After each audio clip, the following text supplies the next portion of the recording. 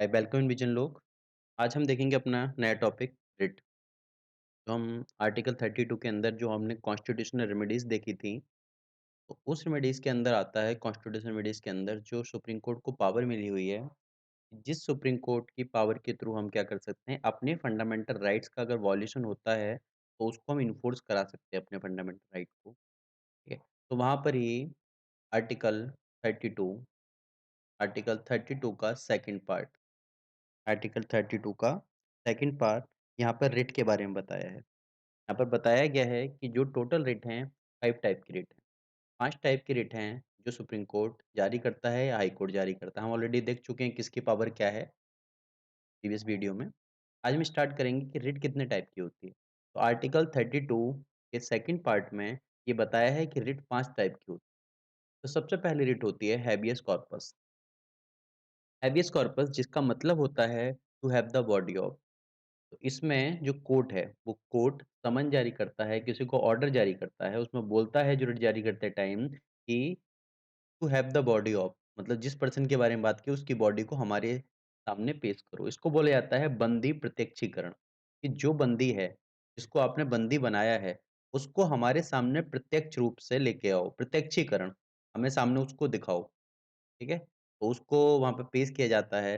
अब वो किसके आधार पे किया जाता है, किस टाइप का उसका प्रोसीजर है, इसमें हम देखते हैं। और तो यहाँ पर मिलती है हमें लिबर्टी अगेंस्ट अनलॉफुल डिटेंशन।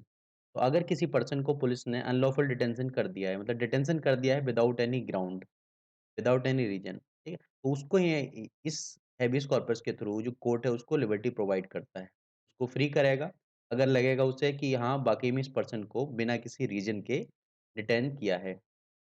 अगली चीज़ है कि इश्यू की जा सकती है against both public authority as well private individual. दोनों के खिलाफ इश्यू की जा सकती है। मतलब पब्लिक अथॉरिटी जैसे पुलिस वगैरह हो गई, इन्होंने किसी पर्सन को अरेस्ट कर लिया या कोई प्राइवेट पर्सन ने किसी पर्सन को, ठीक है? उससे भी बोली जा सकती है ये चीज़ें।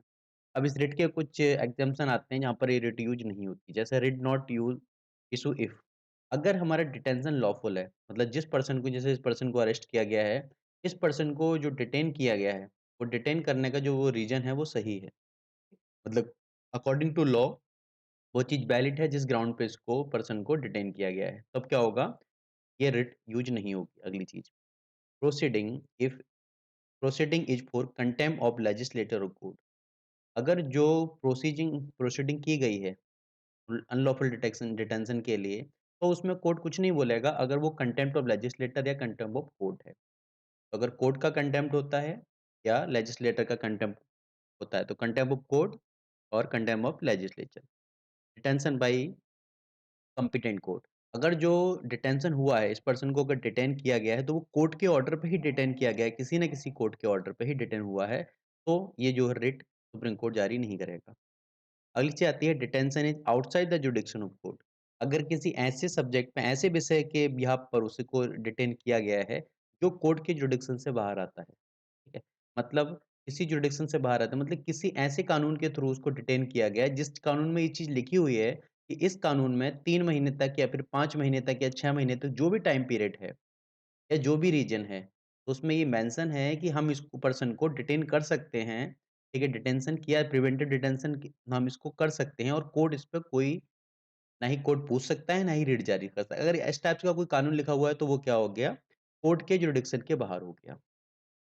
अगली चीज़, अगर कोर्ट की लोकेशन, जैसे हमने बोला कि हम हाई कोर्ट चले गए, हाई कोर्ट जो रिट जारी कराएगा, हाई कोर्ट रिट जारी वही कराएगा जो उसके टेरिटरी के अंदर आएगा, with in the territory of high court of particular state. तो ये हमारी थी पहली रिट। अगला हम देखते हैं, अगली रिट आती है मैंडामस। मैंडामस का मतलब होता है बी कमांड। बी कमांड, यहाँ पर कोर्ट किसी को आदेश देने की कोशिश करता है, कमांड करता है कि आपको ये चीज़ करनी है। इसको परमादेश भी बोलते हैं, ठीक है? एक कोर्ट का आदेश है, उसको परमादेश भी बोला जाता है। तो यहाँ पर order issue by court to public official to perform duty, he fail and refuse to perform. तो ऐसे पर्सन को, ऐसे ऑफिसर को, ऐसे ऑफिशियल पर्सन को कोर्ट ऑर्डर करता है, ये रिट जारी करता है कि उस वो पर्सन अपनी ड्यूटी को परफॉर्म नहीं कर रहा है, ठीक है? या फिर उसने ड्यूटी को परफॉर्म करने के लिए मना कर दिया है कि मैं इस ड्यूटी को परफॉर्म नहीं करूँगा, ठीक है? तो कोर्ट से आदेश देता है कि आपको ये ड्यूटी परफॉर्म करनी ही होगी। जैसे कभी-कभी होता है कि पुलिस ने एफआईआर लिखने से मना कर दिया। अब एफआईआर लिखने से मना कर दिया, तो क्या होगा हम कोर्ट जा सकते हैं। ये मैं एक जनरल केस में बता रहा हूँ, ये जनरल केस में ऐसा होता है कि कोर्ट जा सकते हैं, कोर्ट उसमें आदेश देता है। अब कोर्ट उसमें आदेश देता है, तो वो आता है सीआरपीसी के सेक्शन 156 का थर्ड। इसके थ्रू आदेश देता है कि आप एफआईआर लिखो, ठीक है?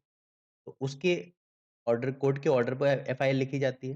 तो इसी टाइप से जो फंडामेंटल राइट का इश्यू आता है, तो उस टाइम में तो कोर्ट आदेश देता है कि पर्टिकुलर ऑफिशियल को या फिर किसी ऑफिसर को या फिर किसी भी अधिकारी को ऑर्डर दे सकता है वो, ठीक है? कि आप अपनी ड्यूटी को परफ़ॉर्म करो और ये एक इश्यू की जाती है against any private public body. कोई पब्लिक बॉडी है, कोई कॉर्पोरेशन है, कोई इंफीरियर कोर्ट है।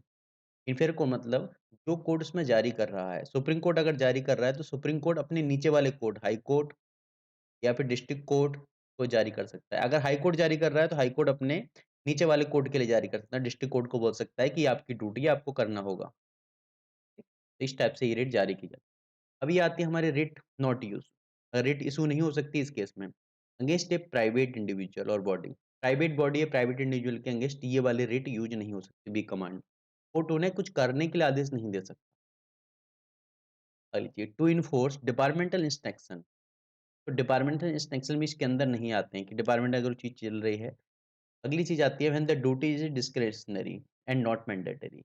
अगर ड्यूटी जो है किसी पर्सन की ड्यूटी डिस्क्रिशनरी में आती है, कोई मैंडेटरी नहीं है, ठीक है? तो उसमें भी जो कोर्ट है, ठीक है? वो उसमें ये चीज़ जारी नहीं कर सकती, ये चीज़ नहीं बोल सकती, ठीक है? जैसे डिस्क्रिशनरी पावर का मतलब आता है कि वो उसकी विवेकाधिकार पे डिपेंड करता है। जैसे राज्यपाल को इंडिया के अंदर बोला जाता है, राज्यपाल को काफ़ी ज़्यादा डिस्क्रिशनरी पावर मिली हुई है। तो मतलब जब वो उसके विवेक पर डिपेंड करता है कि उसे क्या डिसीज़न लेना है, क्या नहीं लेना है, तो कोर्ट उसमें आदेश नहीं दे सकता कि आपको ये चीज़ करनी है या नहीं करनी है। अगली चीज़ आती है to enforce a contractual obligation. किसी कॉन्ट्रैक्चुअल ऑब्लिगेशन के लिए, ठीक है? मतलब कॉन्ट्रैक्ट के केस में कोई ये रिट जारी नहीं हो सकती। अगली चीज़ आती है प्रेसिडेंट और स्टेट गवर्नर के खिलाफ ये रिट जारी नहीं हो सकती, ठीक है? इस रिट से इसको इम्यूनिटी मिली हुई है प्रेसिडेंट की पोस्ट को और स्टेट के गवर्नर को। अगली चीज़ chief justice of high court acting in judicial capacity. ठीक है? Chief justice of high court के खिलाफ भी ये रिट जारी नहीं हो सुप्रीम कोर्ट के खिलाफ तो हो ही नहीं सकती, सुप्रीम कोर्ट अपने खिलाफ तो करेगा नहीं। लेकिन चीफ जस्टिस के खिलाफ कर सकता है क्योंकि वो क्या है इंफीरियर कोर्ट में आ गया। लेकिन चीफ जस्टिस के खिलाफ नहीं हो सकती, बाकी जो है इसके चीफ जस्टिस के अलावा जो जज हैं उनके खिलाफ ये रिट जारी हो सकती है। अगला हमारा रिट आती है prohibition. Prohibition means to forbid. इसका मतलब होता है प्रतिषेध।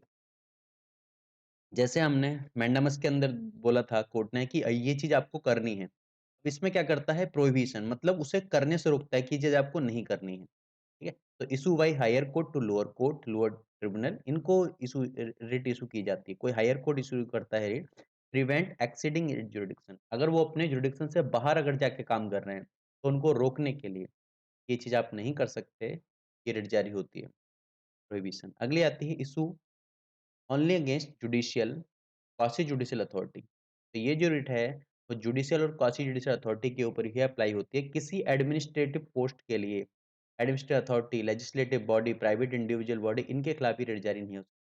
कोर्ट यहाँ पे किसी एसपी को, किसी डिस्ट्रिक्ट मजिस्ट्रेट को, इनको ये रिट जारी नहीं कर सकता। किसी प्राइवेट बॉडी को रिट जारी नहीं कर सकता। तो ये इसके कुछ एग्जम्पशन आते हैं। अगली हमारी आती है सर्चरी। तो इसको बोला जाता है टू बी सर्टिफाइड और टू बी इन्फॉर्म्ड को बोलते हैं उत्प्रेषण। ठीक है? तो सर्चरी के अंदर आता है हमारा कि जैसे कोई पर्सन है, तो उस पर्सन को बोला गया है कि ये जो रिट है हमारी, तो वो पर्सन क्या वो ऑलरेडी कोई ना कोई एक्टिविटी कर चुका है, ठीक है? तो उस केस में बोला जाता है कि ये जो है प्रिवेंटिव के साथ-साथ क्यूरेटिव भी है।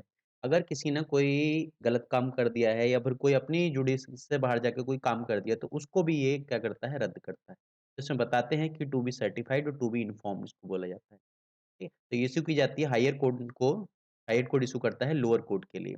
अब either to the transfer a case pending और एक्सक्यूज द ऑर्डर या तो ऑर्डर को रद्द करने के लिए या फिर उस केस को दूसरी जगह ट्रांसफर करने के लिए। ठीक है? और ये इश्यू हो सकती है ground of accessing of jurisdiction और लैक ऑफ जुरिडिक्शन और error law of of law. अगर किसी जुडिशियल ऑफिसर ने अपने जुरिडिक्शन से बाहर जाके अगर इस टाइप का कोई काम किया है जैसे मान लो कि किसी केस में मैक्सिमम सज़ा 7 साल की है। अब 7 साल की सज़ा को जो सीजीएम सुन सकता है, ठीक है? 7 साल की सज़ा वाले केसों को सीजीएम सुन सकता है, ठीक है? तो अगर सीजीएम क्या है 7 साल से ज़्यादा की सज़ा वाले मामलों को भी सुन लिया उसने, तो क्या होगा?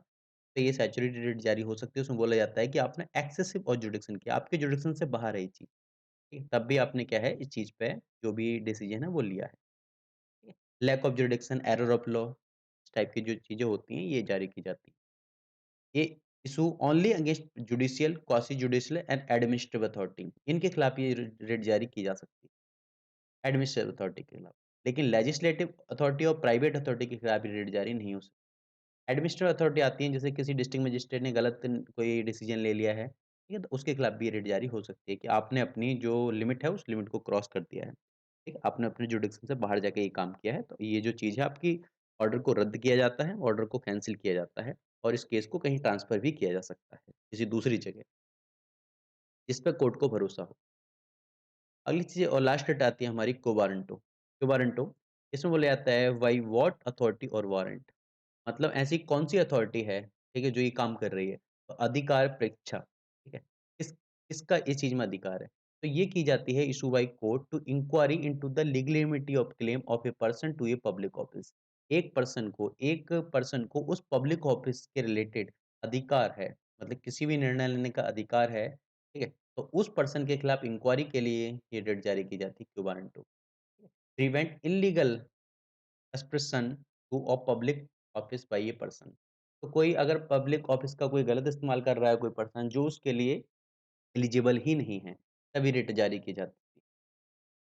अगली चीज़ होती है कि हमारी issue only in case of the substantive public office created by statute और constitution can not issue in the case of ministerial office और प्राइवेट ऑफिस।